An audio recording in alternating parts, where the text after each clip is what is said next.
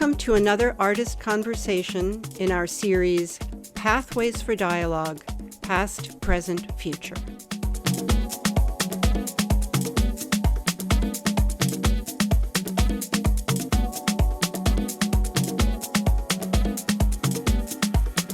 Thank you to Claudia, the director of the Petrucci Family Foundation, for organizing this series of events, and to Jim Petrucci for sponsoring these events.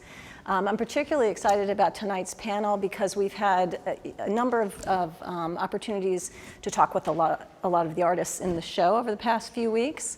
And then we opened our discussions up to the collecting world, and tonight we're going to move into the museum world. So thank you all for coming. And I will introduce who we have here tonight. At the far left is Brittany Webb. Brittany is,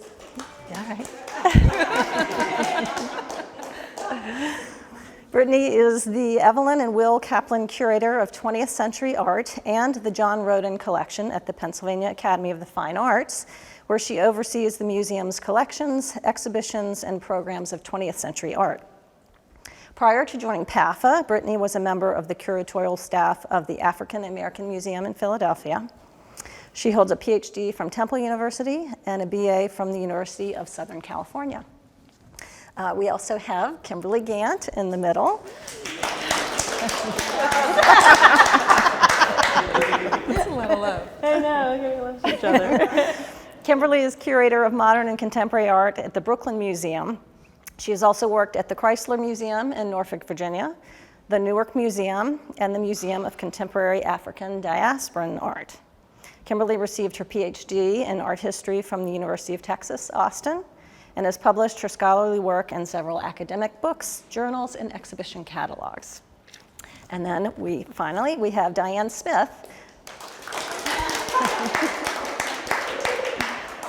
Dianne is an abstract painter, sculptor, and installation artist currently based here in Harlem. She earned her MFA at Transart Institute in Berlin, and her work has been exhibited in numerous solo and group exhibitions in galleries and institutions throughout the US. She's an educator at Lincoln Center Institute and has also taught K through 12 in public schools as well as on the college level. So please join me in welcoming our three panelists.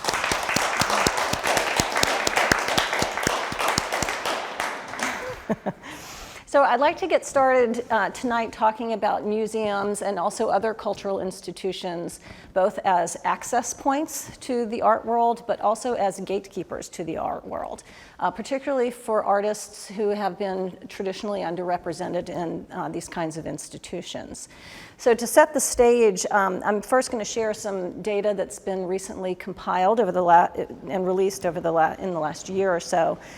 This is from the Burns-Halperin report, which gathered collections, exhibitions, and market data from a representative sampling of museums in the United States, auction houses, and the like. And their research findings were based over the past 12 years, and they were looking primarily at museum acquisitions.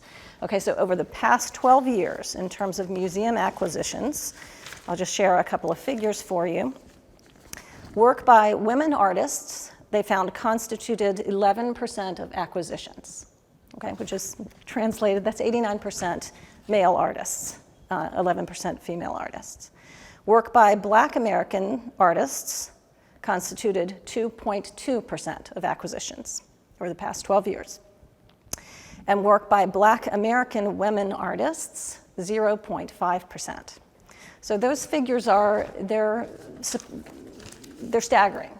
And in the auction sales records, these underrepresented groups fared even more poorly.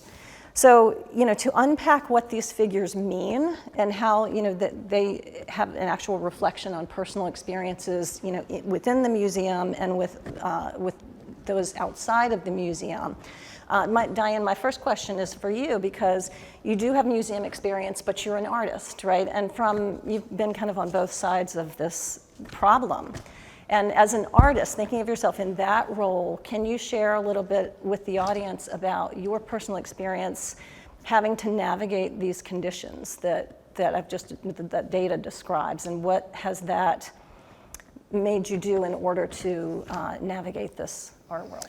Yeah, I'd like to start by just thinking about this from an art history perspective, right?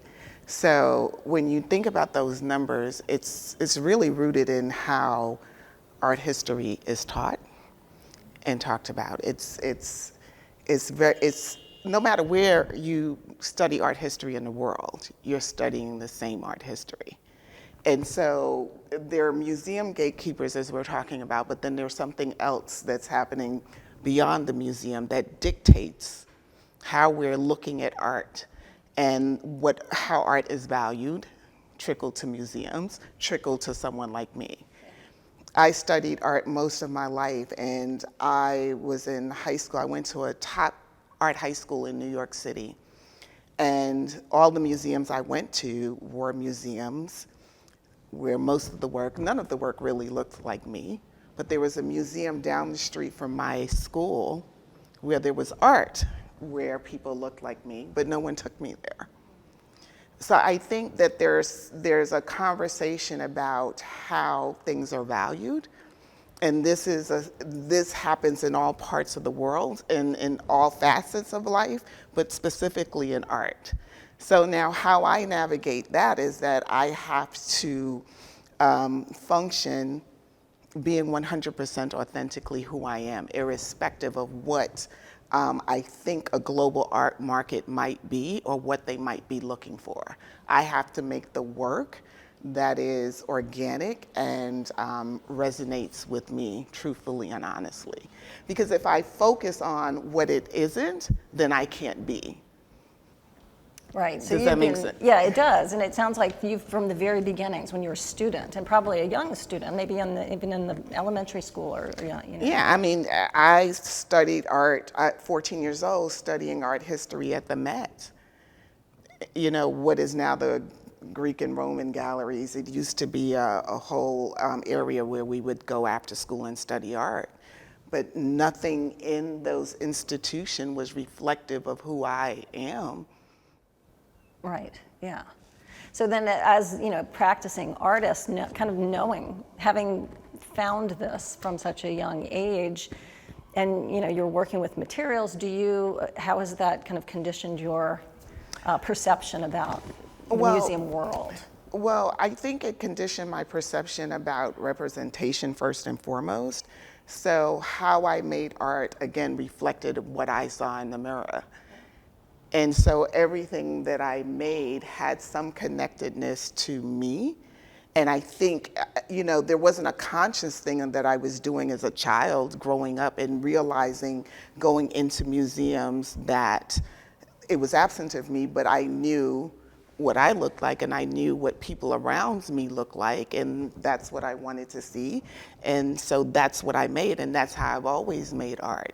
Now, very early on in my career, I was making work really based on what I thought was expected of me. So it was extremely representational, and which is fine, but I did not have the language to contextualize that work as I do now. There's a greater understanding because all of these things that we're talking about now, I did not have language for, nor did I really understand that that's what was happening. I can say these things to you now because I'm reflective. I'm like, oh, okay, this makes sense. This is how I've ended up here. This is what has happened throughout my life. Right. You know, and that's, you know, having a myriad of experiences, myriad of interactions, and growing and understanding self and my place in the world as a woman of color. Mm-hmm. Right.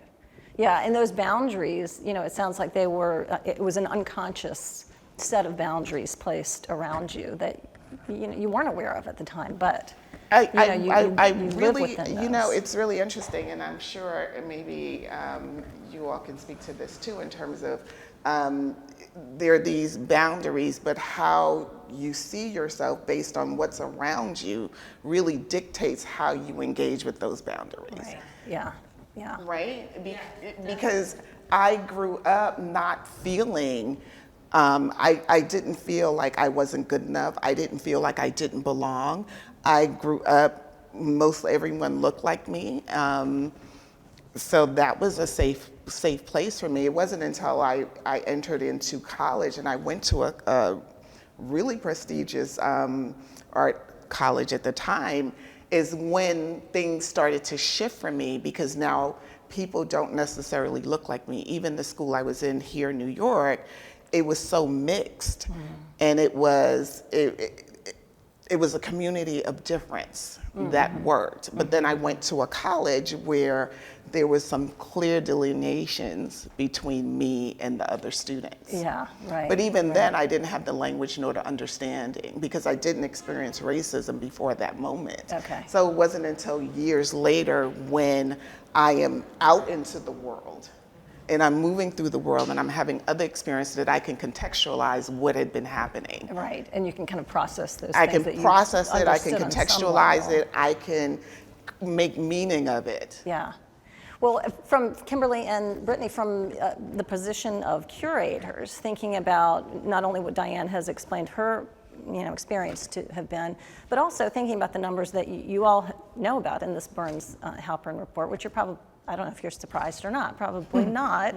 But, what do you think about your personal experience being inside of the museum? Were you, were your colleagues and your institutions able to think about this data and respond positively and come up with solutions to figure out what to do next? Or, are you finding your institutions are equipped to deal with this problem or wish to even?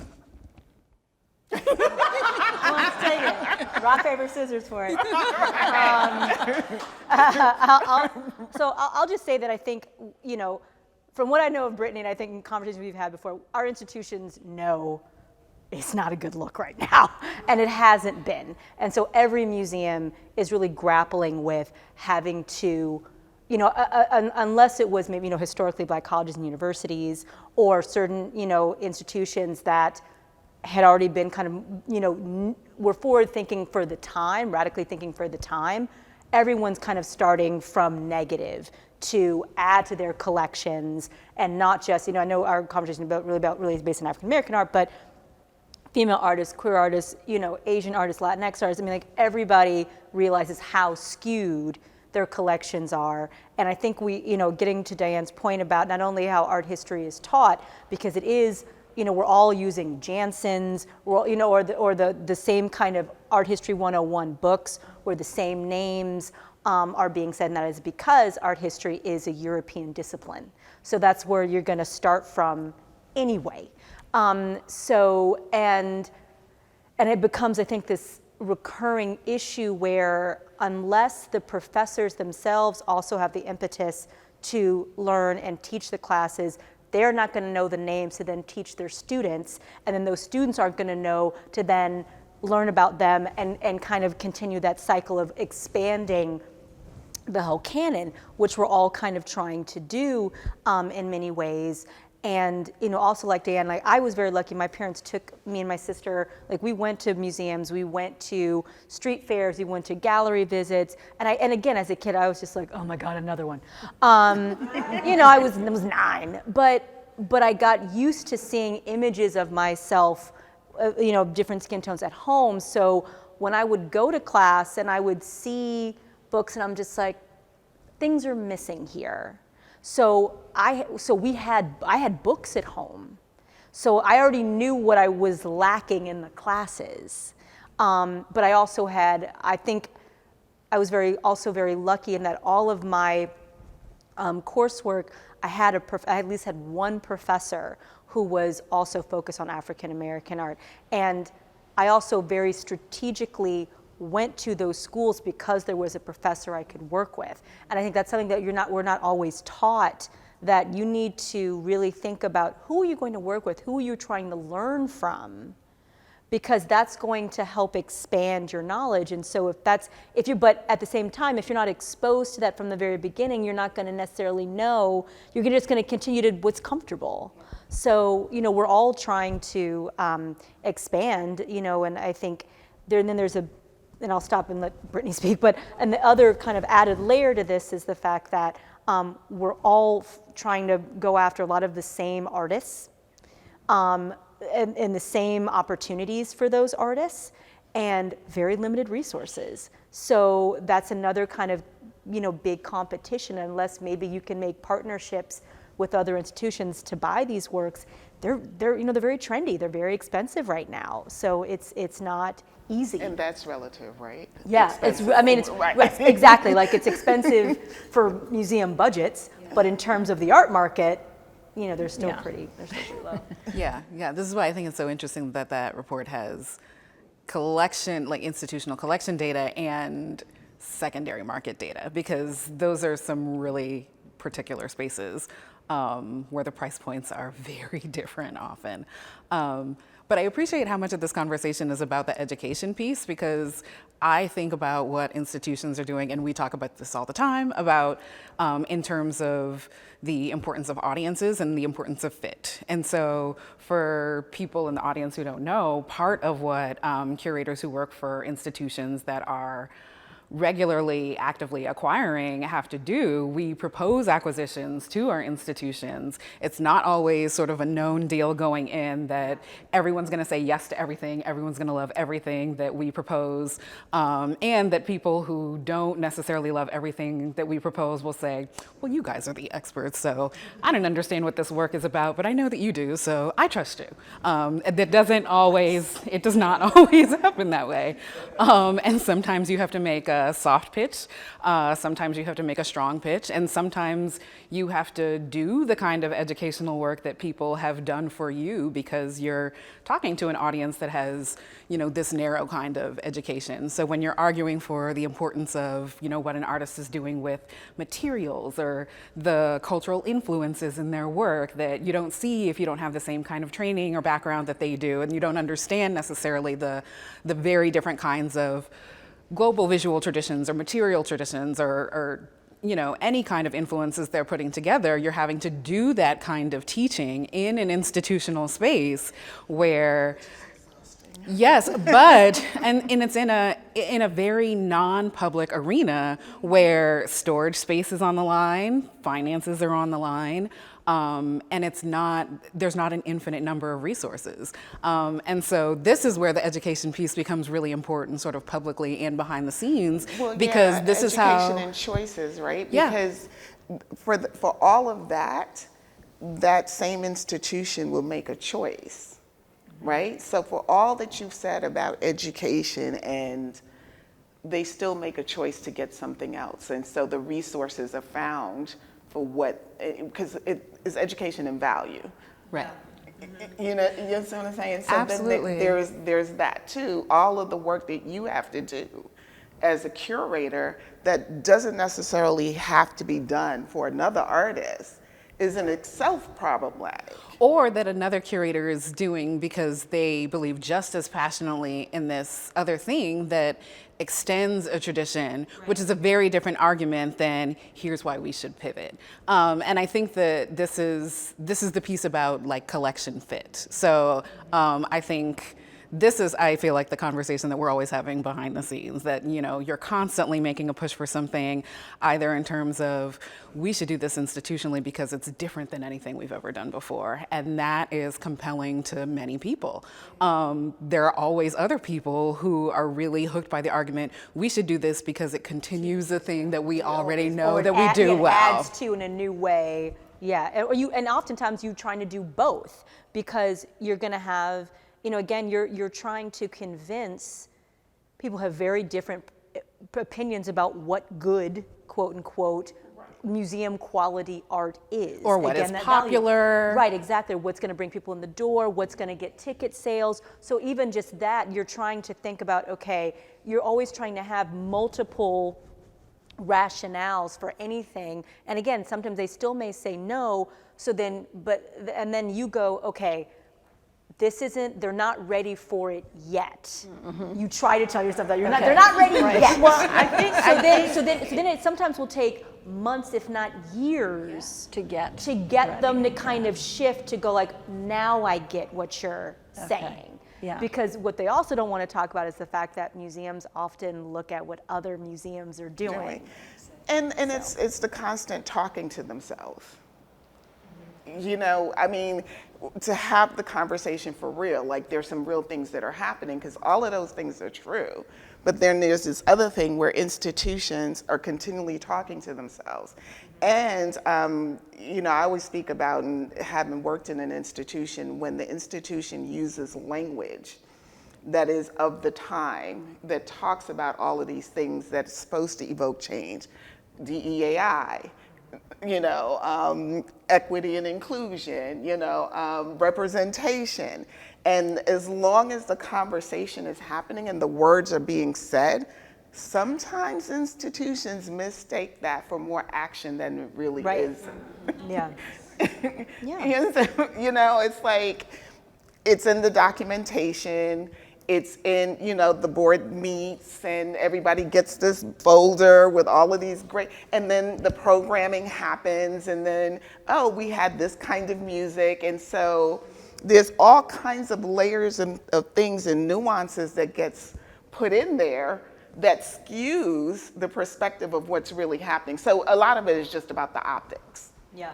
But this is also why the numbers matter, right? Because it's like, it's very easy to say, oh, this institution just did this big survey show of this artist, or this group show that focused on an underrepresented area for them. But when you look at the numbers, if you're looking at things like, well, are you acquiring work but it never is on view? Right. Are you doing exhibitions but it's all loans and none of that show is going into permanent collections? Right. What are we actually talking about? And so that 11%, that 0.5%. I don't think it's surprising to us in institutions where we have to think about this data all the time, but I do think that it's incredibly rich to have all of that information out in the world in institutions who are so attentive to numbers, whether that's the numbers of visitors who come to a show, and there is a kind of groupthink. How much money is made, ticket sales done.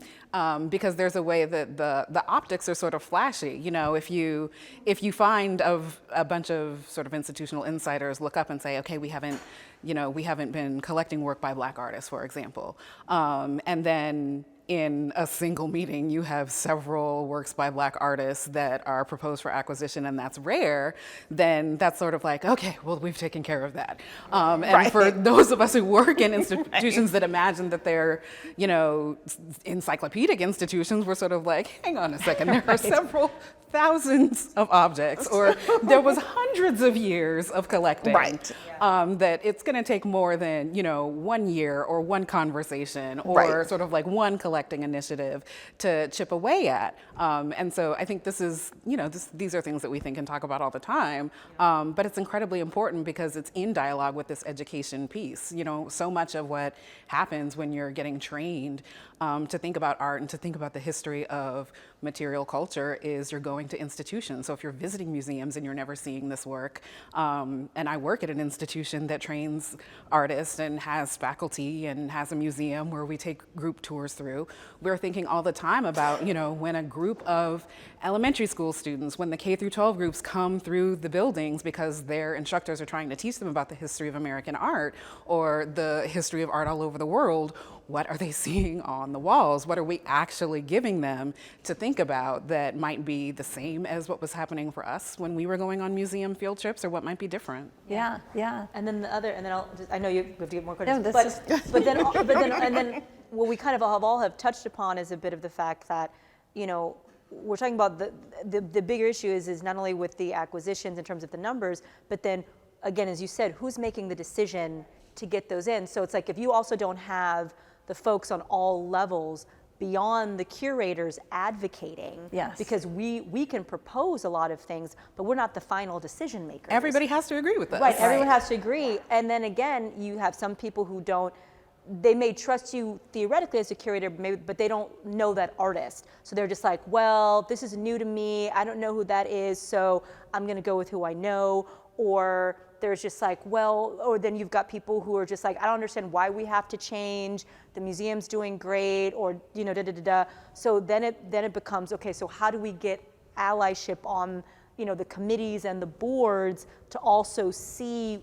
why I was hired to do this job and actually help bring about some additional, some shifting, some change possibly, and people aren't comfortable with that always. They think they are, but then the reality is they're just like, well, but that's real quick. It's like, well, yeah. Well, I thought you important. meant like next year. Right, or like a year, they want to be like, well, can we slowly one at a time and just, so it's always a negotiation, a compromise. So what you're describing is that, this is an acquisitions problem, but it's not only an acquisitions problem. I mean, these numbers reflect, it's data, it's reflecting what is happening with acquisitions, but you can't just solve it. I mean, there's more to it than acquisitions. No, it's a whole, it's there's donors, it's institutionalized. there's It's the culture of the other power institution holders. too. Yeah. And those like you started describing, like the culture of the institution. Yeah, it's at all levels. So then you feel, it's the visitors talking to the staff to say, we're not seeing this. We want to see imagery of ourselves, programs. We want to have a voice. So there's that. Then it's, and it's not only people being hired, it's the infrastructure inside it. It's the support once you do get hired, and the belief that you do know what you're trying to do. And I do believe, those above you are saying like, yes, let's support it, let's make it happen. And not just your bosses, but their bosses too. So it has to be a whole system where it's not just you're at the table, but you're making decisions at that table, and they're listening to you, and they're actually doing the actions based on what you've proposed. Because if you talk to your, say like, it just feels like you're hitting a wall if you just say the same things again and again and again, which is why, there was a whole flurry between 20 and 21 where a lot of people got hired, and in recent articles, they're like, a lot of people have left. Well, that's the thing, right? Because people get hired, but then the infrastructure isn't set up to support that hire, because again, we're looking at the optics of the hire, we're looking at the language that's used to get the hire, but then when the real work needs to happen, and let's be clear, those who sit above that hire don't always know what they don't know what they don't know. Right? So they don't even know that they have to do some work before they even go out and get that hire. They don't even understand the personal work that they have to do, and all of the undoing of personal biases that they have to do, because we're talking about art, but understand that even in this conversation about art, we're talking about systemic racism. We're talking about all of the cultural and historical and political and economic issues that plague America that ends up in an institution. And these decisions are being made surrounding all of that. And folks don't even know that they need to unpack themselves in that way before they hire. Yeah, and I think we're talking a lot about strategic advocacy. I mean, it's, and I think that there's also a way that, I feel like we constantly talk about all of the many hidden hierarchies in our fields. And economics is one, sexism is still a huge problem. There's a particular kind of generational sort of structure to our field, the sense of like dues paying, and there's and like the reverence that we have for folks who have been in positions or been in fields, been celebrated scholars for 20, 30, 40, 50, 60, 70 years. This is a field, I mean, when you think about the idea that we still are at a point where you can have an artist that's having, her first major museum survey show at 82 or right. I mean, we're still a field that's doing that. And so when we understand that that's also part of how we think about, the structure of our field, it's very hard to be a new hire, to be relatively young, and to get people to think, actually your education and my education were so different, even though we are both incredibly well educated. And so getting people to think about the fact that, your own sense of hierarchy and seniority and knowledge gathering, it's amazing to have been in this field and amassed all of this knowledge for 50 or 60 or 70 years, but there's so many new ways of thinking about work that when you push people on that, it's actually really hard to get folks who respect themselves and their training and their education and listen to you say, challenge what they already know, right? And that's not always something that that goes over well. If someone has been in this field for 60, 20, 30, 40 years, you know, it's like, this is what I know. Right. And how I know it and how I'm going to continue to work to practice it. Right. And then if you have the Jansen that supports that, then. Right. They have their citations, they have a history and a background. And so some of it can, I think that it's really, it takes a lot of self-awareness and humility, I think, to hear these conversations and understand that, you know, those of us who can see all of this holistically are not saying, you know, your education was a mess and you're a fossil, but we're saying that, no, because I think that's sometimes how it sounds, and that people are sort of like, I don't understand, I'm your ally, I'm your advocate, why are you telling me that I'm seeing and reading the world wrong? And we're sort of like, well, it's less that, and it's more that there have been so many shifts in how we teach people to look at work and to think about work and to think about value and to think about connoisseurship and to think about audiences, not just audiences that are already part of our networks, but audiences that aren't, that many of us are sort of saying like, yes, we know that there is a core audience that loves everything that you've done. There's also an audience that's just as large, maybe even larger, that could also come in under our umbrella if we do some things differently. And I think you have to hear us generously to be able to like understand that as a kind of feature of what we want to be like the health and long-term sustainability, and not hear it as sort of an insult or a threat.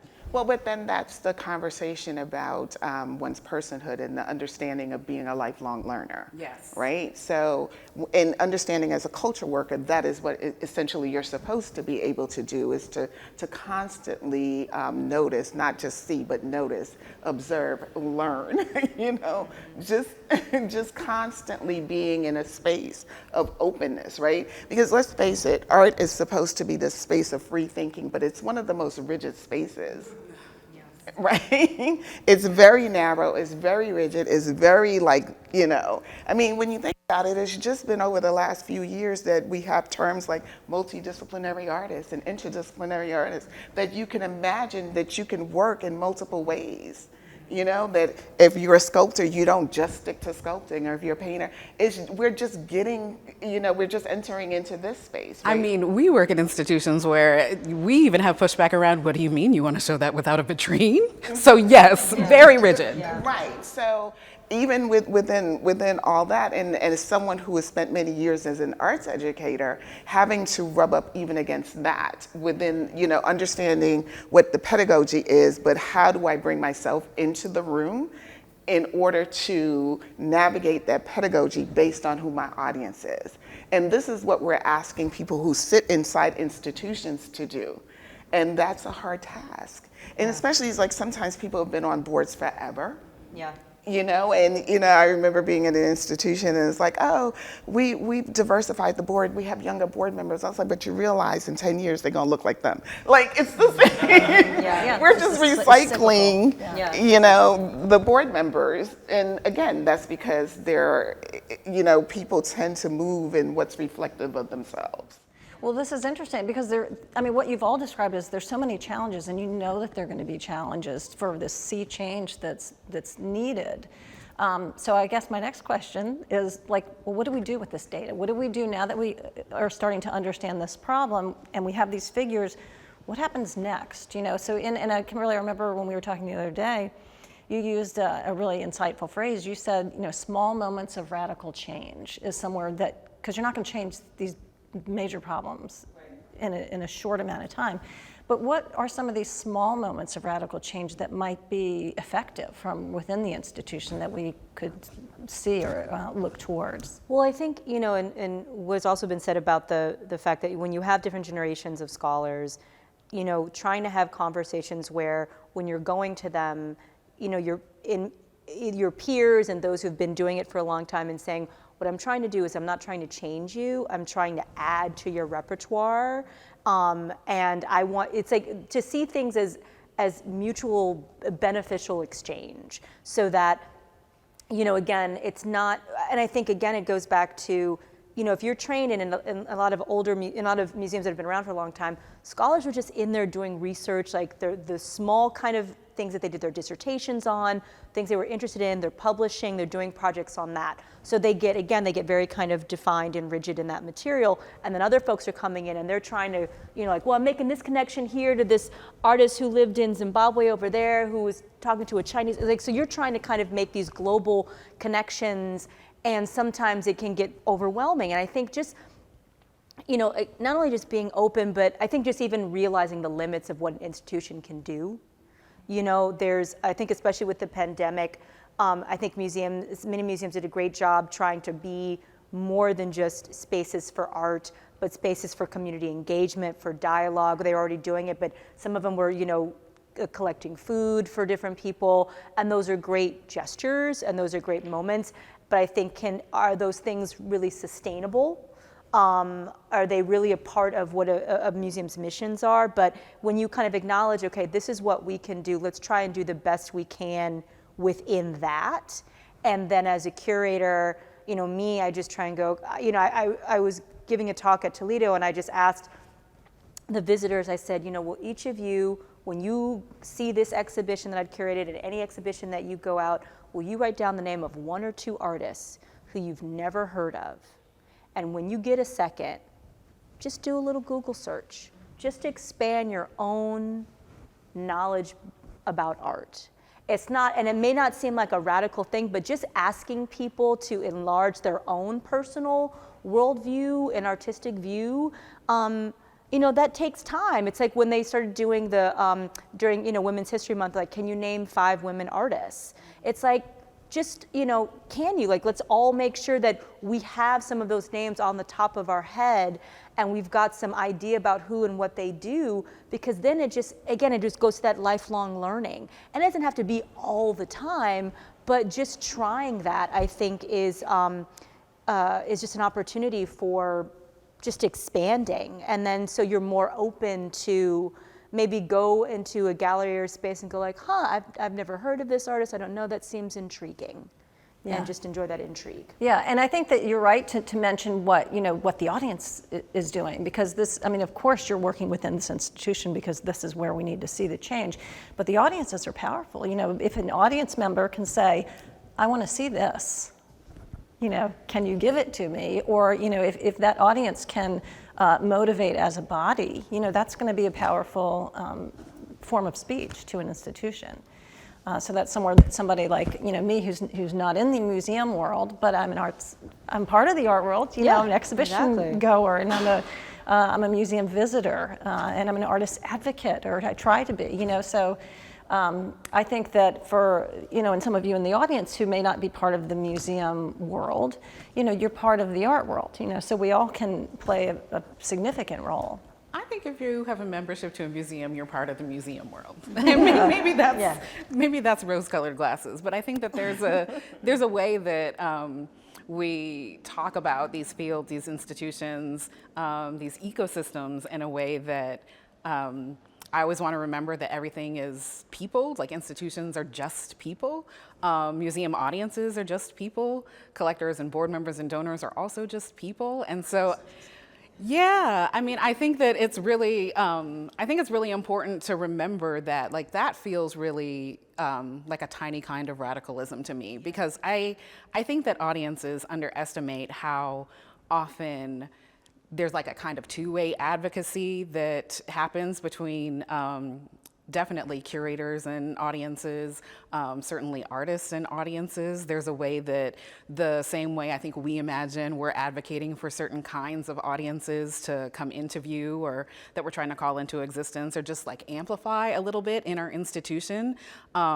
That's a two-way street, right? Audiences are also advocating for particular kinds of curatorial projects, or they're advocating for particular kinds of artists. Every time someone leaves a comment on a website or a social media page, someone sees that when someone says, I didn't know that, I had never heard of this artist and I was really excited to learn about them. Or, we love it when like a young maker says, I didn't know you could make art like that until I saw such and such such as work on view until I saw somebody give that talk. And that's just a small thing, but I feel like every time we hear, artists that are really celebrated and venerated in our field, that are sort of bona fide rock stars, speak about their work, everybody talks about like these early experiences of, oh, I went to this museum and I saw this show and it changed everything, or I met this person and it changed everything, or there was, this collector on this board of this institution who advocated for me, and that sale was the turning point in my career. I think that there are all these like tiny things that people forget that they can have power in these small ways, even just by speaking up or showing somebody something, or leaving a comment, hey, I thought this was really incredible, or hey, I don't know if you know, this is incredibly racist and sexist.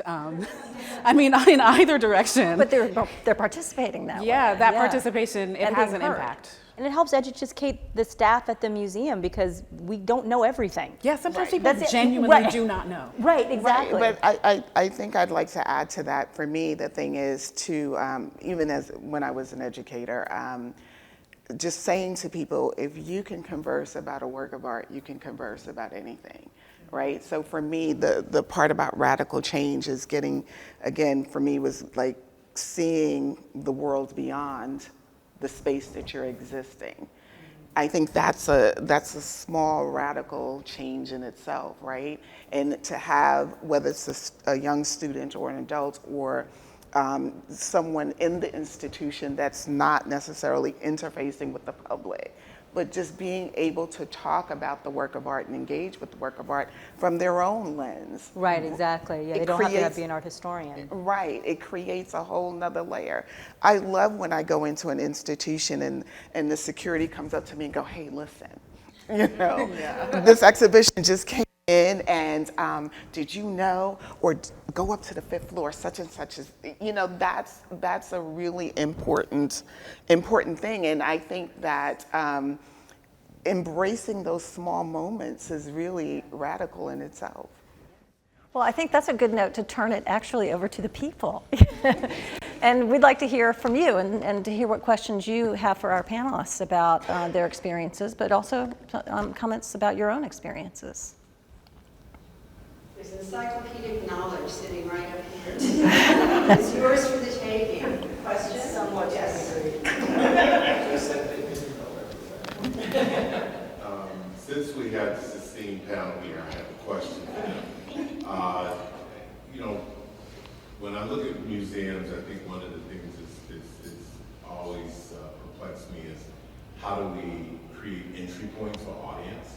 I think oftentimes in the art world, we tend to speak to ourselves and really don't take in consideration that everyday people, I think, Dianne, you were talking about the guard, I think that's the everyday person. How do we create those entry points where everyday people, I was at an institution recently, I took my daughters, there's certainly a tape on the ground that they would know. They wouldn't necessarily know you don't call. And then the noise went off as soon as their hand went over the tape. I mean, little things, how do we make it more friendly to create those entry points for the everyday person that we're trying to attract into our institutions? $1 million question. Well, I mean, I can sort of speak from sort of experiential, anecdotal. When I was at museum in Pennsylvania, my job was to do exactly that. And when I got to the institution, I noticed all of the marketing material looked one way. So my first thing was to change the programming. And what was the thing that I could do to change the programming so that the next brochure had something different on it? And I was like, a documentary film series. Because my thinking was documentaries give people access to stories and spaces and places that they don't know or understand. And it opens up people who didn't think about someone in India or someone in China or someone in Africa. And by getting films like, I think one of the first one I showed a documentary on Tulsa, Oklahoma. Now this went from a literally white brochure to Tulsa, to the Loving Story, to the Maya Angelou documentary, all of these things change. So the night that we had our open, our free night, and it was a late night, and I'm greeting everyone, and I'm walking out the museum, and I see two young Black women, and I stop and I talk to them. And one of them said to me, "This is the first time I've been in this institution. And I came because I saw that you were showing Maya Angelou." And she said, "I've never come in here, and I grew up here." And she started to cry. She said, "Because I didn't think anything here was for me." And it was like that small thing. And for one, I think bringing our lived experiences into the work that we do also help make these changes, right? Because I understood what that would feel like. So when I changed that brochure and created that program, I did it from understanding what it might feel like, right? So living in a space of empathy, I think, is how we get to the point and get people to sort of see and make changes. It's like, I talked about one's personhood, and I think that is finding the empathy for the individuals within the institution so that they can exhibit empathy for people outside of the institution. Yeah. No, I mean, so what I love about that is that you're talking about programming and marketing. And so I feel like both of those are really important because they're like the things that reach people before they get into a gallery looking at like a label we've written. Like, I think those pieces are just as important as anything else that's happening behind the scenes. How are you thinking about marketing? How are you talking to your audience? Who's on the brochure? What's the program? Like, how many different kinds of people are you bringing in besides the people who know about surrealism or pointillism? Yeah. But I was going to, so to add on to that though, I remember I had met the executive director of the Pulitzer Foundation in St. Louis, and she told me that they'd taken the whole staff and they actually took several days and did an entire walkthrough of their space from the parking lot through the whole institution, because what they were saying is we forget how a lot of the architecture of these spaces can be very intimidating to people. And everyone talks about these like giant architecturally designed spaces, but sometimes you're just like, that looks like a spaceship. Or like, it becomes these, many ways, I think, vanity projects. And so they can be very exciting and you have big names, but maybe it's only, unfortunately, then you skew who wants to come in because they're just like, that's not a space that feels inviting. And then, is there enough handicap parking? How do you get from point A to point B? Is there seating outside? Are people greeting you? How do you feel once you get in? So I think we don't think about the full experience before you even get in the door, and the programs and the exhibitions that happen inside. We're used to going to these spaces, and so we kind of know how to act and know how to be, but when you like tighten up and freeze up because you're just like, okay, I have to act a certain way to feel comfortable, then why would you want to even go in the first place? And so I think those types of things of just really thinking about the full experience and the invitingness of the whole environment before you get in is something else. And then you layer on that by what you see inside, how you feel, what you're seeing, and the programs, like they all have to feed into each other, and also what you're putting out into the world. I think most museums are doing a great job trying to have like free nights and things like that, but is that getting out to everyone? Is the staff going out into the communities and actually talking to people and letting them know, hey, I'm here, I want you to come, this is what we're doing? Because I think, again, it's about people. Like, we're all just people, and so when you can remind people that that the museum and the art world is not this scary entity that feels very elitist and set apart from how I live my life, then I think more people will actually show up. But we have to, like, everyone has to kind of do that. And at the end of the day, that's a lot of additional labor that is added on just to your actual job. So it becomes, I think, also complicated in that way too. Can I take a little producer privilege here for a second? Coming out of the theater world about 20, maybe more years ago, the theater world began to understand exactly what you're saying. that the experience, the theatrical experience starts outside from the minute you hit the door, what kind of experience you're having in the lobby with the ticket person, with the ushers, all that, which is obvious, which is really more obvious in a way when you're talking about theater.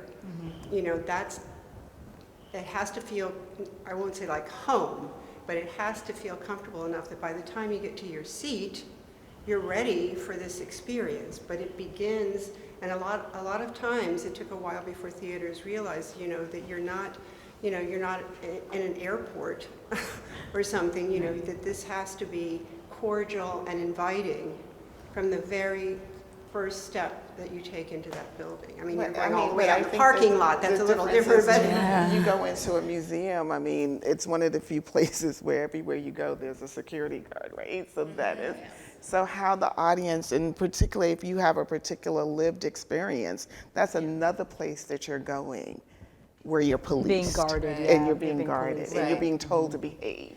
Right. The label says, look closely at the object, and then go you to lean the to look closely at that, and someone's like, Yeah, don't get too close, yeah. is there another question since I butted in and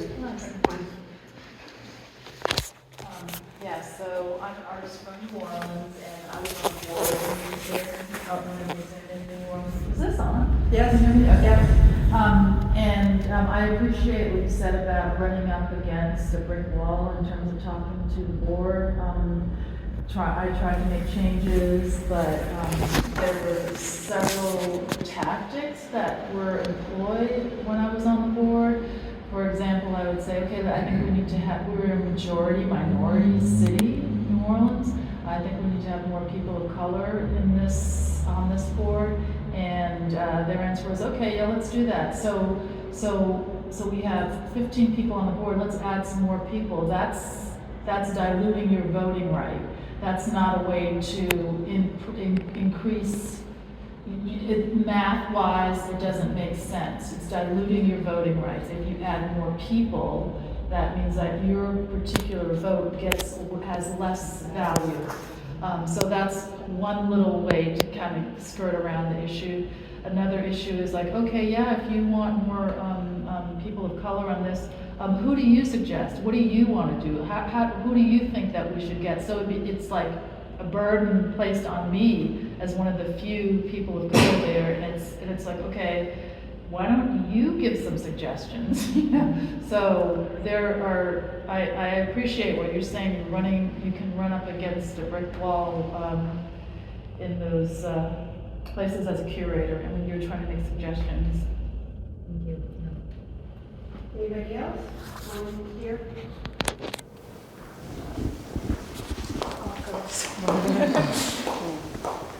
Thank you. Oh, sorry, let me start. The conversation tonight has been really great, and I'm already kicking myself for asking this because I feel like you can't have a conversation about the art world without bringing in social media. But thinking about museums and how they can be welcoming spaces and how they can educate masses, it feels as though that becomes a third space in which we can use that platform to talk about work that's in the collection or talk about artists who are underrepresented, even when the work isn't exhibited on walls. So I wonder if you guys are employing strategies at your institutions or within your practice to leverage that space to basically move the mission forward that you have to elevate artists of color and marginalized artists who might not be examples otherwise. You know, I know social media gets a really bad rap, but for me, I use social media in a way. I think it's a great time because when have we had a moment where we can actually control the narrative of who we are and what we do? And so my social media page, I hardly post my own work. I'm about culture, I'm about other artists, I'm about exhibitions I've gone, museums I've visited, educational work, social political issues. And so for me, social media, I think in a way becomes an extension of my practice in that way. Not that I have to post my work. I feel I am who I am irrespective of whether or not I put the latest thing on. Sometimes it ends up there begrudgingly, but it's really about, I just saw this great Wangechi Muntu show. I just went to the Guggenheim and I saw Nick Cave, or, oh my goodness, did you know about this artist? That's how I use social media. And I just, you know, my dream is for everyone to wake up and go, wait a minute, we can actually control a narrative here. I just feel that everyone else has the market cornered on all of the isms that's attached to people that look like me. And so part of my duty and responsibility as a culture worker is to rub up against that narrative and to change some of those visuals and aesthetics and conversations surrounding Black and brown people throughout the diaspora. Okay, and we're going to close. Please don't leave. We can talk to the panelists in person after this, but we do have to close for, you know, for the, yeah. We have to have some sort of limit. Well, thank you all for listening. Yeah. Okay, all right, thank you. Thank you all for coming out tonight. I mean, the air cleared, so that was in our favor, right? We're going to have some wine and some potato chips, nothing too good for our audience. And thank you so much. Remember, there's one more program tomorrow night featuring John Dowell and Dara Haskins. And that ends our stay here at 371 Broadway. So thank you for support. Another great applause for our wonderful. Yes.